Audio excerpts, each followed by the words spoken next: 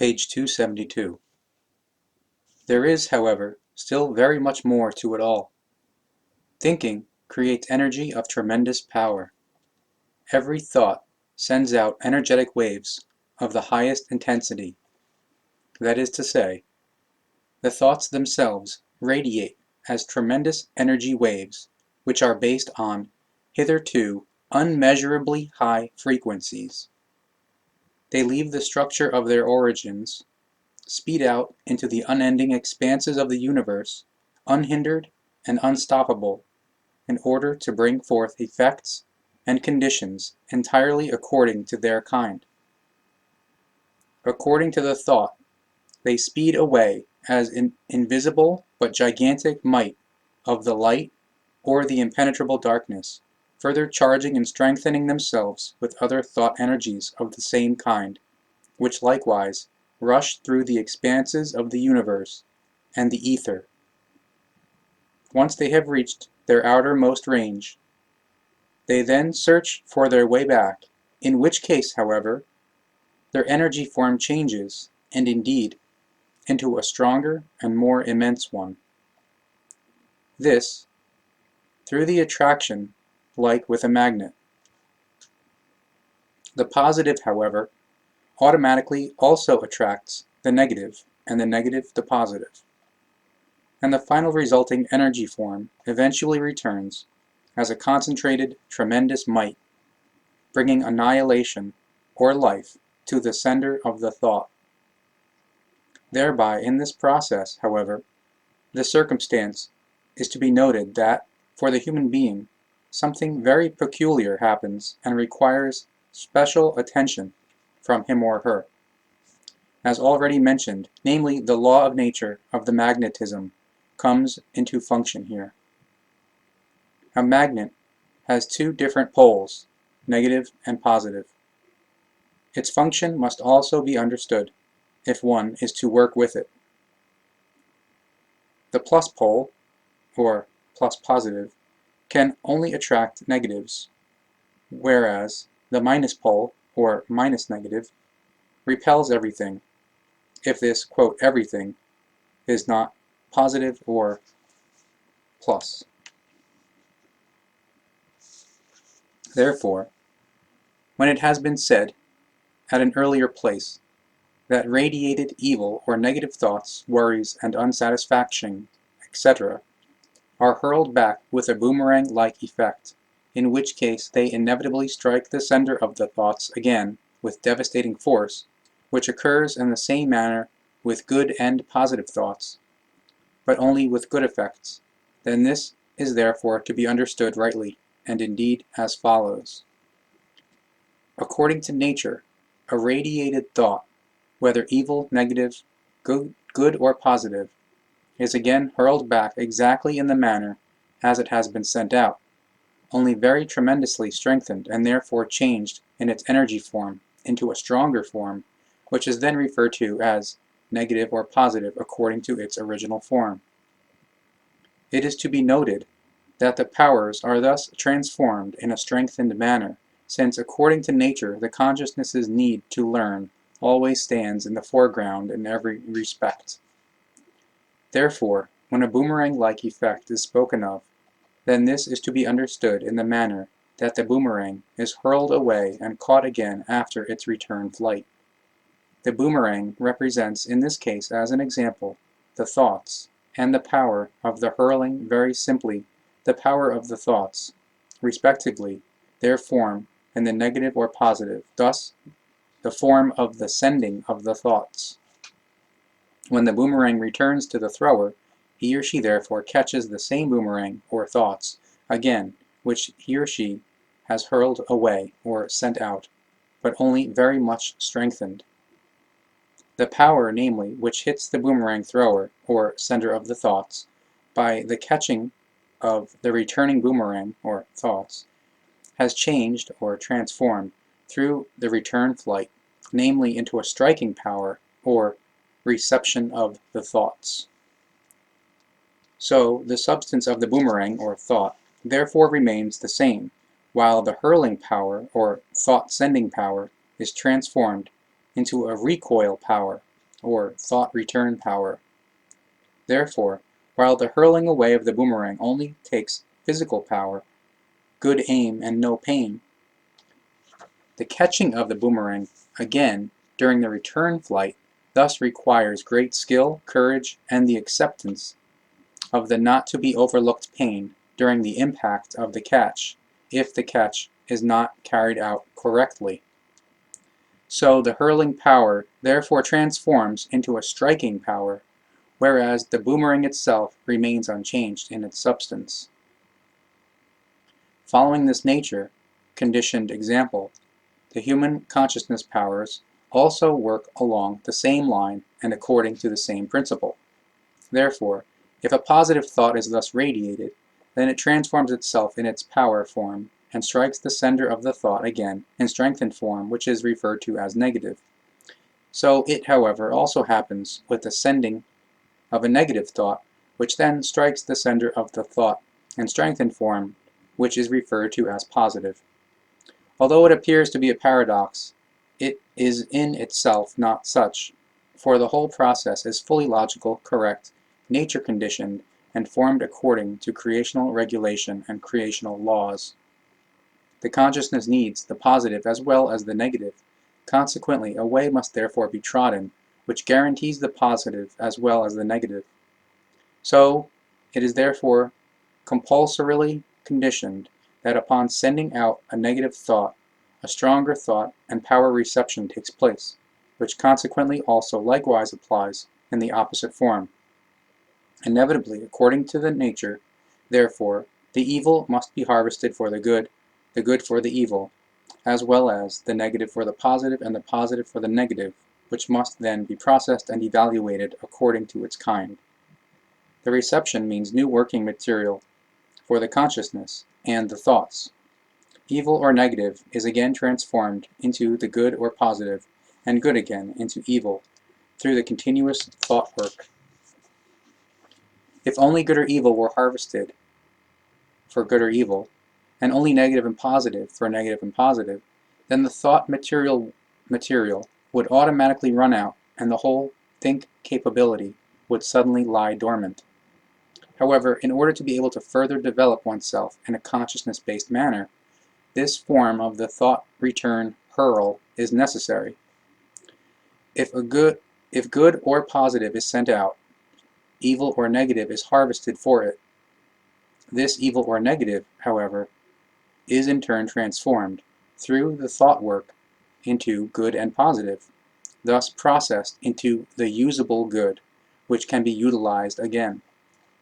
In both forms, this process repeats itself again and again and thereby guarantees the consciousness evolution without ever stopping. The process with the negative body of thoughts is therefore exactly the same. Negative or evil is sent out, and good or positive is harvested for it, which is processed through the thought work again into negative or positive and finds application again in new usage. But with this process alone, it is not enough, because the human being must indeed ultimately become equalized in a consciousness-based manner one day. And precisely the aforementioned way of the negative and positive leads to this equalizedness.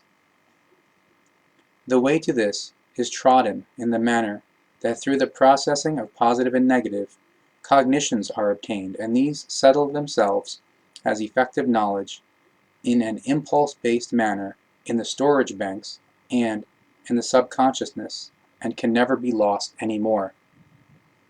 The knowledge attained in this manner forms the actual wisdom potential, which consists of positive and negative and slowly develops into an equal strength, therefore into the equalizedness. Two different powers, therefore, positive and negative, which in themselves each form a complete oneness, and in the union create the hyper-oneness, the equalizedness, and harmony. Only through this, and in this way alone, the human being builds, in the course of their uncountable lives, or in the developmental process of their many incarnations, upwards into the consciousness-based equalizedness, and therefore towards the relative absolute fulfillment. towards the relative absolute fulfillment, which is just as much negative as positive, namely, equalized and harmonious. In order to guarantee a complete consciousness-based equalizedness and harmony, it is necessary that the positive and negative in the human being are formed precisely of equal strength. Positive and negative are therefore necessary to life, only in that they must be brought to a normal state and be freed of Ausartungen. Even the Ur-creation lives in the consonance with positive and negative, so therefore its creation, the creation, is of the same form, from which in turn results that also the creation of the creation, the human being, is formed identically to it and must live according to its laws. And the spirit in the human being is only able to go through its evolution steps if it also follows these creational laws. If there were only one pole, positive or negative, or good or evil, according to the average understanding of human beings, then the spirit and the consciousness would not be able to evolve. Vain idiocy and absolute disinterest would therefore prevail in the human being. For how could a human being be able to think if there were no material for the thinking, because no oppositeness existed? And how could a creation create creatures if there were no knowledge and no interest for it, which must first be brought forth through opposites of positive and negative form? Thinking about this consequentially and logically, it also results that a malicious, irrational teaching must be at hand when it is claimed that the human being should only be good and submissive, in the sense that he or she should endure everything which simply befalls him or her, wanted or unwanted. Good and respectful should the human being be, as such, in and of itself, and in the consciousness when he or she considers the tremendous and unmeasurable greatness of the creation. This is most certain, but he or she must not be good and submissive in the form as the religions teach and demand it, for this way brings only the consciousness-based and physical downfall. Through the spirit in the human being, the creation itself demands of the consciousness, through its decreed laws and recommendations, that both must be positive and negative. Therefore, the irrational teachings of the religions can already be recognized through this. And both means both spirit and consciousness of the human being. Through this they show, with their dogmas themselves, that they are only the consciousness-destroying machination of primitive thinking human beings, the work of primitive leadership of people, greed for might, delusional guidance, and charlatanry of the furthest extent.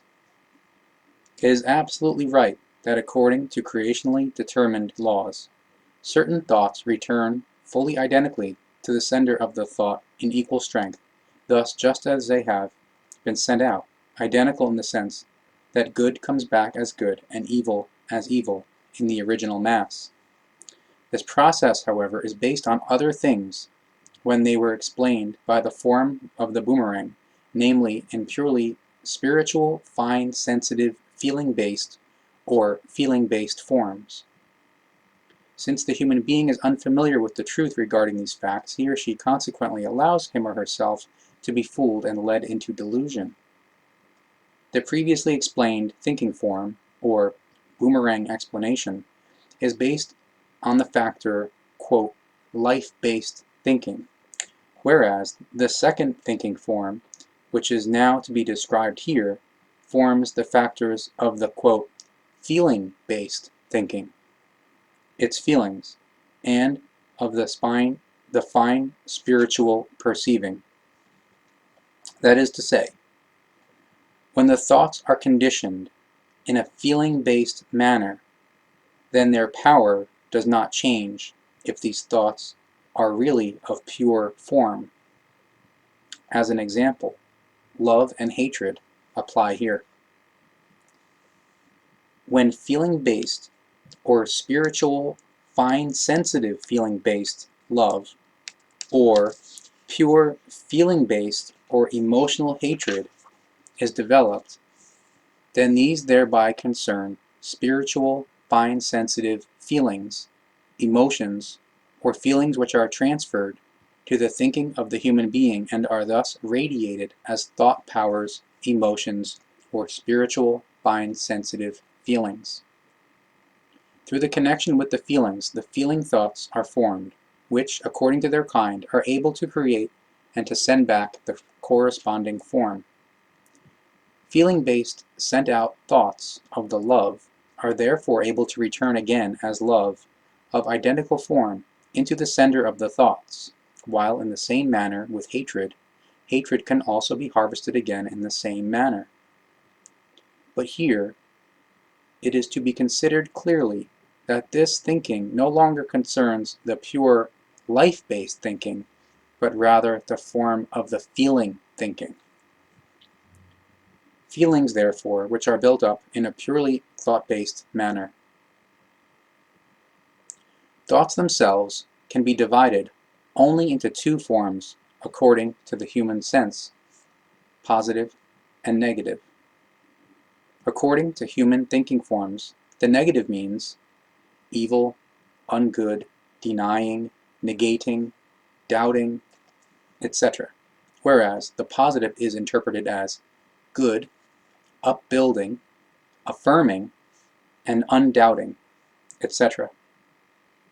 Negative thoughts, in the aforementioned sense, undermine the morale, the psyche, and all advancement.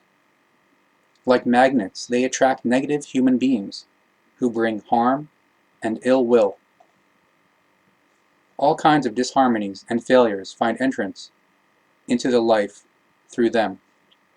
Strength and health are weakened, disinterest arises, and then everything in the human being is eventually driven to the self-annihilation.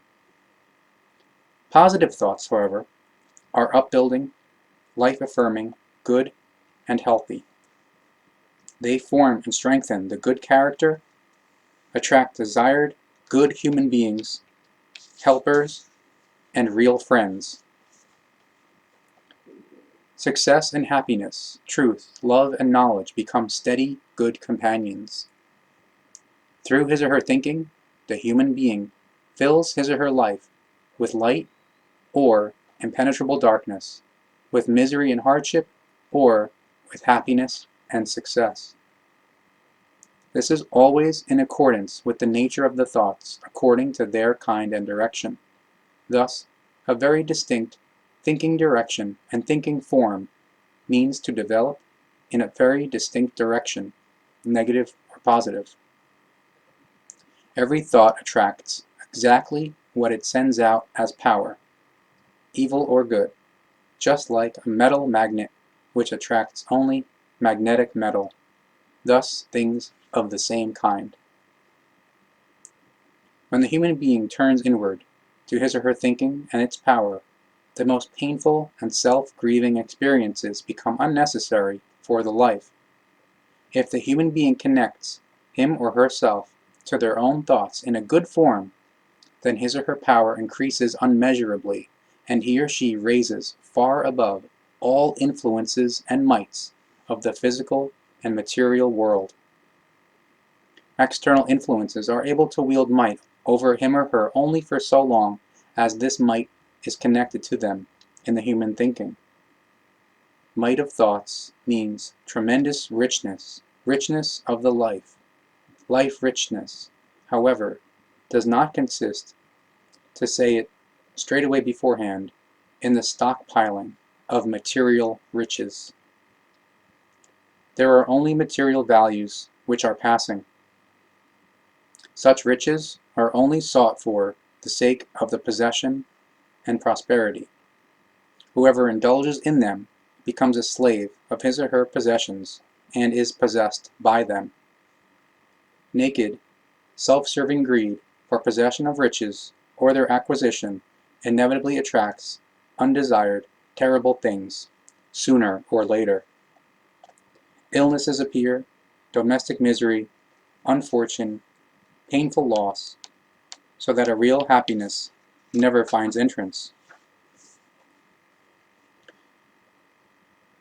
It is only natural and self-evident that forcibly induced or intensively and continuously wished for prosperity inevitably turns up one day, because everything becomes reality one day, through enough perseverance, even if it is forced with unright and through naked Gewalt or ongoing unreal wishes. But through these forms all kinds of suffering and heavy blows of fate come along which, like a blacksmith's hammer, strike the originator with gigantic and deadly Gewalt. This is in contrast to the conscious, might-oriented thinker who is able to master his or her life rightly and healthily. He or she uses and follows only pure, consciousness-based methods, right thinking, and right deeds. Through this, the laws of the life and the creation are followed, which only demand the equalizedness of the consciousness in the human being. Through this, a fully different point of origin in relation to the thinking also arises. Certainly, the wish is the same, namely to acquire richness and prosperity, but the mentality and the actual purpose are fundamentally different. And precisely the mentality is the decisive importance for the kind of success. Namely, whoever presses his or her thoughts into a low mentality and forces them with physical and psychical Gewalt for egotistical purposes will sooner or later regret it. Consciousness-based physical and psychical Gewalt, consciousness-based aberration, and false thinking can never remain unpunished, because they inevitably demand their tribute, and indeed in the form of all conceivable terrible things, which reach to total self-annihilation. Remorse and cognition then, unfortunately, come too late, really too late, because when the self-annihilation has reached its end, then there is no longer a way back. If a wish of any kind is to be realized, then the harmony of the consciousness must first be established through a right and healthy thinking form.